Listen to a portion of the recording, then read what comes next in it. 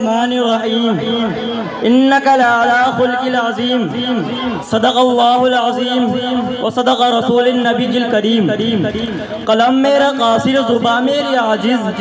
محمد کی عظمت سناؤں میں کیسے قلم میرا قاصر زبان میری عاجز محمد کی عظمت سناؤں میں کیسے ہے محبوب رب امام الرسل و فضائل مکمل سناؤں میں کیسے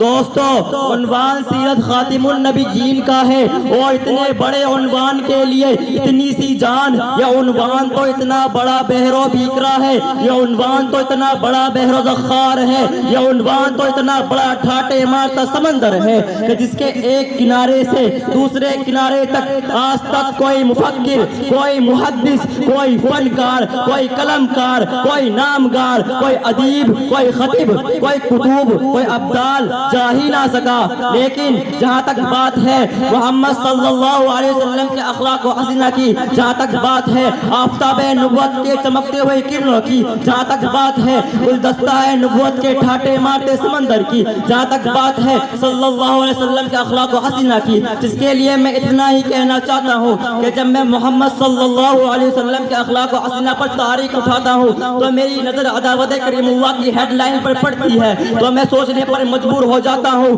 کہ یتیموں کے والی، غریبوں کے حامی، بے کسوں کا سہارا، امام الانبیاء، غلاموں کے مولا محمد مصطفیٰ صلی اللہ علیہ وسلم کے اخلاق و حسنہ کس طرح بیان کروں۔ آئیے آپ کو طائف کی گلیوں میں لے چلوں، یہ سن کر پتھر پگھل جاتے ہیں، سم پر کپ پیچھا جاتی ہے، رونگٹے کھڑے ہو جاتے ہیں، بدن لرز اٹھتا ہے، پیر لڑکھڑانے لگتے ہیں کہ جب ملقب مزمل و مدثر صلی اللہ علیہ وسلم نے بلدی طائف میں وعدہ خداوندی کا اعلان کیا تو طائف کے لوگوں نے آپ کو ستانا شروع کر دیا، آپ کے جسم پر پتھر برسائے، آپ کا جسم خون سے لہو لہان ہو گیا، آقا کے جوتے خون سے لبریز ہو گئے، آقا کے آنکھوں سے آنسو روا دوا ہو گئے، شجر و حجر پسند تاتائی ہو گیا، زمین اور آسمان ٹک ٹکی مار کر دیکھتے رہ گئے۔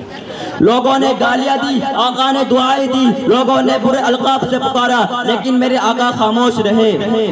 دوستو پہاڑ کے فرشتے آئے، انہوں نے اجازت چاہی، اے خاتم النبیین اگر آپ اجازت دیں تو ان طائف والوں کو تو پہاڑوں کے بیچ میں پیش ڈالے۔ ہوا کے فرشتے آئے، انہوں نے اجازت چاہی، اے خاتم النبیین محمد صلی اللہ علیہ وسلم اگر آپ اجازت دیں تو ان طائف والوں کو ہوا سے اٹھا کے پٹک دے۔ لیکن قربان جو اپنے نبی پر، انہوں نے کہا نہیں نہیں اے فرشتوں نہیں، انہیں چھوڑ دو، یہ مجھے نہیں جانتے، لیکن مجھے امید ہے کہ ان کی آئندہ نسلیں ضرور ایمان لائے گی۔ اللہ اکبر، یہ تھے میرے نبی کے اخلاق، مشکل تھے جو راستے آسان ہو گئے، دشمن بھی یہ دیکھ کر حیران ہو گئے، رکھا جب میرے نبی نے قدم دنیا میں، رکھا جب میرے نبی نے قدم دنیا میں تو پتھر بھی کلمہ پڑھ کر مسلمان ہو گئے۔ دوستو آئیے آپ کو یہودی کا تذکرہ سناتا چلو کہ جو میرے نبی کے گھر میں مہمان بن کر آیا، اس نے خوب کھایا، آقا نے کھلایا، اسے سونے کے لیے الگ بسترے میں سلایا، اس یہود نے رات کو بسترہ جان پوچھ کر ناپاک کر دیا، بسترے پر غلاظت ڈال دی، وہ یہودی رات کو ڈر کے مارے پچکر ہو گیا۔ اسے بعد میں یاد آئی کہ میں نے اپنی تلوار تو محمد کے کمرے میں چھوڑ دی، وہ ڈرتا ہوا، سلاتا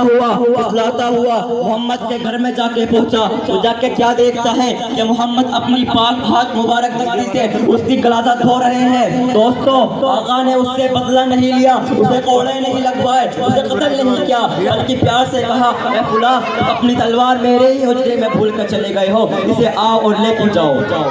دوستو وہ یہود اس اخلاقی کرشمہ کو دیکھ کر حیران ہو گیا اور بار بار یہ کہتا چلا گیا اے محمد تیرے اخلاق بڑے اچھے ہیں، تیرا ہی دین سچا ہے، تیرا ہی مذہب اچھا ہے، لہٰذا مجھے کلمہ پڑھ کر مسلمان بنا دے۔ اسی چند باتوں میں اپنی تقریر ختم کرنا چاہتا ہوں، وما علینا الا البلاغ۔ آخری شاعری کے ساتھ کیا ہاتھ اٹھانا جب بھی دعا کے لیے، مجھے یاد رکھنا خدا کے لیے، کیا پتہ میرے نصیب کی خوش قسمتی منتظر ہو آپ کی دعا کے لیے۔ السلام علیکم۔ ماشاءاللہ ماشاءاللہ، بچوں ایک بار تکبیر ہو جائے، نعرہ تکبیر، نعرہ تکبیر، نعرہ رسالت، نعرہ رسالت۔